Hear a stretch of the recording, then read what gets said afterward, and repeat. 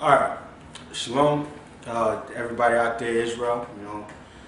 First, y'all know who we are, so we ain't gotta go through that process. First and foremost, you know, we all want to say all praises and honor to Yahweh Shem Yahweh Shai. We give double honors to the elders, who basically are feeding the flock of the Most High, and we trying to continue with that example. And also honors to you brothers that are out there doing it. And curses and death to you wicked niggas out there that are sowing discord and dissension amongst Israel and lying on top of that. All liars gonna have their part in the lake that burn with fire, man. And I've been saying it over the last few weeks. And just throughout the whole time that we've been teaching that basically, the Most High, you can fool men, but you can't fool the Most High knows who's telling the truth, who ain't telling the truth, man. You know what I'm saying? In any given situation, whether you're telling a small lie or a great big lie. You're trying to bend it for yourself. Yeah, whether you bending it, like the brother said, bending it for yourself, or bending it for, a group of, a clique, niggas. All right, the Most High know who telling the truth and who lying, man. All right. Today, this is a real simple topic, but and really, we're not really gonna get too deep into it. But it's a topic that I believe, a lot. I know I've benefited just from, looking scriptures up and studying on the topic. Fasting. We talk about it kind of in passing, but I haven't really seen like a lesson showing the different fasting and stuff like that. So I said, wait, man, well, let's put one together just so brothers can understand the significance of fasting, and hopefully it edifies you. And we'll try to keep it short, so maybe we can do another lesson or something. All right, first thing I want you to do is give me Ephesians chapter 6 to get the basic premise of why we fast. Ephesians 6. Yeah, start at verse 10. All right, this is the book of Ephesians chapter 6, verse 10. Finally, my brethren, be strong in the Lord and in the power of his might. Put on the whole armor of the Most High, that ye may be able to stand against the wiles of the devil. For we wrestle not against flesh and blood. Right, the wiles of the devil, the tricks of the devil. Right. The tricks of the devil. Whether you're talking about in the physical form of the so-called white man, who always got a trick up his goddamn sleeve, or you talking about the actual spiritual demon Satan and all his minions and demons. Okay, go ahead.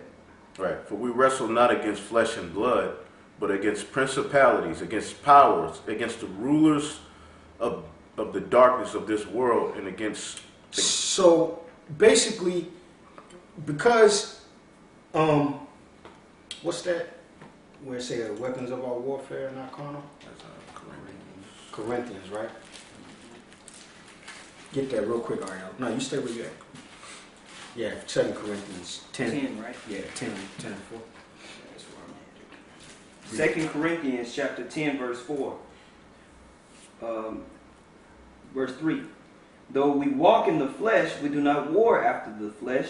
For the weapons of our warfare are not carnal, but mighty, through the Most High, to the pulling down of strongholds. And when you look that word up, in the blue letter, strongholds.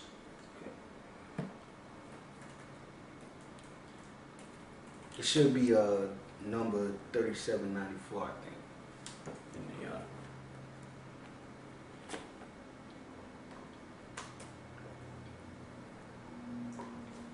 it's 2 words, strongholds. 2 words? Yeah.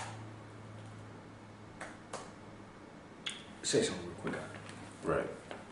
So like the brother's going into, like the scripture said, for we wrestle not against flesh and blood, you can't get, a lot of people get caught up in that, but you have to understand spirits work through people on the earth, man. Right. Right. So whether it be a woman, Satan is going to attack you through mainly the so-called white man, but through all type of people on this earth, man. So when you getting attacked by that person, it's not that person, it's the demon on that person. Right. The spirit. Yep. That's what that scripture is talking about. Mm-hmm. And you know how I always like to go into that story of the prophet Micah. Right. That show you how powerful one demon is, man. Yep. Yep. One demon confounded a whole, basically, order of priests. Yep. They confounded a whole order of priests. Now, one of them was like, wait a minute, I don't, Right. you know? Got it. You got it? Go, it should be Akarama or something like that. Strong's G 3794. Ahurama. Ahurama. Okay? And that's the word for strongholds, and it means a castle, stronghold, fortress, fastness, anything on which one relies. Yep. It says, of the arguments and reasonings by which a disputant endeavors to fortify his opinion and defend it against his opponent. You know, like doctrine or belief, you know, we're talking about in the scriptures, doctrines of devils. Those are actual demons that get into your mind that tell you to teach them doctrines, man. Like the doctrine of sinning willfully. That's a demon. Yeah. A demon went in there and said, look, this is a new, I need you to, that's a stronghold. And then you notice it talk about a castle. Well, didn't the Lord say that this is our house? So the demon comes to dwell in that castle, in that house. In that stronghold, man. And then it starts to give you disputations and reasonings by which you argue with somebody about what you believe, man. Okay? Like all Israel's gonna come together. Yeah, that's not gonna happen. I don't know who done jumped up and lied and told you that. All Israel ain't coming together, man. As it is written, 2/3 gonna be cut off and die. As it is written. As it is written. Now all Israel gonna come together in the kingdom, but they gonna come back as newborn babies, man. It's a ridiculous premise to think somehow that the nation of Israel, I'm talking about those who know they're Israelites, are gonna come together somehow when they teaching all different strongholds, man. They teaching all different doctrines. Our job ain't to uphold the stronghold. What did it say in 2 Corinthians 10? We're supposed to pull down the stronghold. You're supposed to tear it down. Now the elders, Elder Reinlob and Elder Gabar always use this point because they're carpenters. If somebody goes into a house and they do shoddy work, you can't work around the shoddy work. You got to tear the shoddy work down. You know what I'm saying? You can't work around it and be like, well, you know, that'll be like that, but we'll do everything right else. No, because if you do shoddy work right there, it's going to affect whether or not you can do proper work in the rest of the house. You got one thing off on the foundation, then guess what? The whole house is jacked up, man. You see? All right, let's go back here to Ephesians. All right, verse Ephesians 6 and 13. Wait, well, let me finish up 12. It says, 12 is, it says, against the rulers of the darkness of this world, against spiritual wickedness in high places. That's who we wrestling with. Because really, at the end of the day, we got to deal with all these elites that know the truth. Like this new movie with the Planet of the Apes, The Rise of the Planet of the Apes. What's the one ape name that they gave that shit to? Jacob. So they sitting there telling you in your face, man. You know? This is wrong, bro. You know? What about That's what we dealing with. We dealing with high ups, man. So a lot of you guys, man, that think that this is just low level, you know, you just sitting in front of a camera and you just posting videos on YouTube or Daily Motion or wherever you may post them up at. If you think that's all this is about, then you're sadly mistaken. Because when they start showing our faces on the news, when they start showing, I ain't talking about these weak niggas, man. I ain't talking about these weak niggas, man. I'm talking about the brothers that are bold for this truth, man. That ain't ain't gonna back down from this truth. When they start putting you on them cameras in front of the whole world to see, which we're already in front of the whole world to see, the truth then went out. Then you're gonna realize this scripture is true. We deal with high ups, man, and spiritual wickedness in high places, man. Okay, go ahead. Wherefore, take unto you the whole armor of the Most High, that ye may be able to withstand in the evil day. Yep, and having done all to stand. Okay, now that's one of the, and so let's jump from there to Psalms chapter 35. So I'm going to go through one of the things that you can use in your armor, you know, in your arsenal, you know, as far as standing, you know, standing against the wiles of the devil and being on point, basically. You know what I'm saying? Because it's a struggle. It's a daily struggle to be on point. You know what I'm saying? So I'm gonna go through and show you what fasting is for, what the purpose of it is, and I'm gonna go through and show you that there are different types of fasts that you can do. Then I'm gonna go through and show you basically how you're supposed to fast, and then we just leave it at that.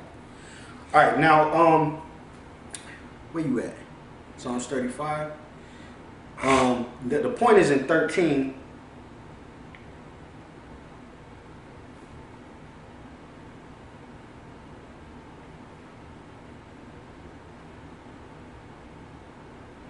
Man, you know I'm the king of this, man.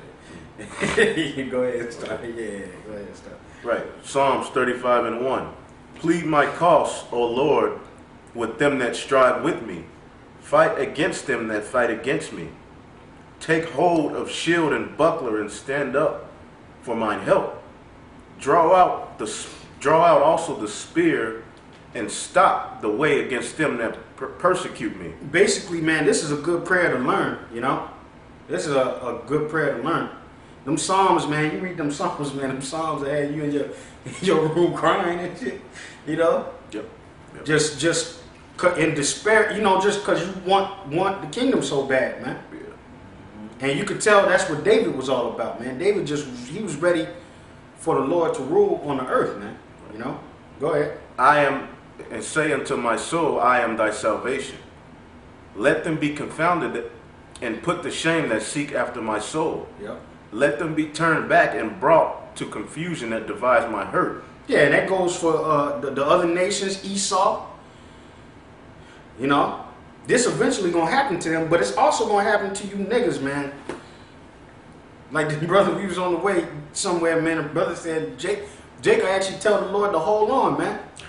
Wait, hold on, man. Wait a second so I can be wicked towards these guys who ain't doing nothing but the work. Right. You know? Go ahead. Let them be as chaff before the wind, and let the angel of the Lord chase them. Yep.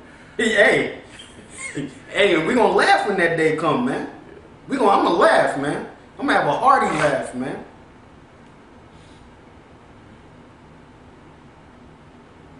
You know that when you was in school, you had that one bully that had that annoying laugh that could make you cry? Laugh loud. Yeah. After he get done bullying you or making fun of you, you know what I'm saying? He just he got that obnoxious, that laugh, you know? That's how it's gonna be, man. You gonna be laughing at you, and it's gonna make you cry, man. Go ahead, brother. Right.